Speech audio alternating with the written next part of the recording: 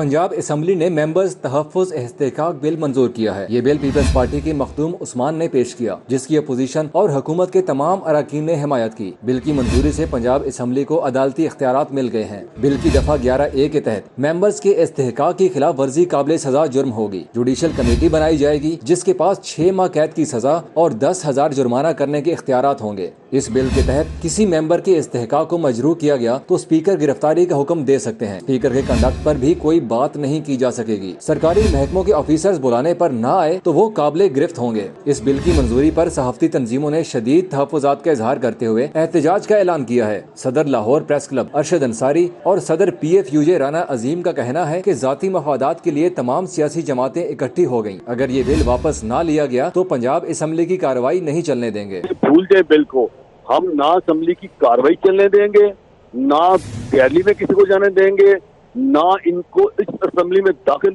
होने देंगे जहां से ये इस किस्म के बिल निकालते हैं जो बिल्कुल आजादी सहाफत और आजादी इज़हार के मुनाफी बिल हैं। अंदर जाके आप असम्बली की कार्रवाई देखें, इनकी गुफ्तगू सुने, इनके एक दूसरे पे इल्जामात को सुने, इनके एक दूसरे के खिलाफ बातें सुने, तो आपको इल्म होगा कि ये क्या करते हैं। और माजरत से आजादी सहाफत पर हमले के बाद मुस्लिम लीग नून, पाकिस्तान पीपल्स पार्टी, तहरीक इंसाफ, मुस्लिम लीग काफ सब एक हो गए।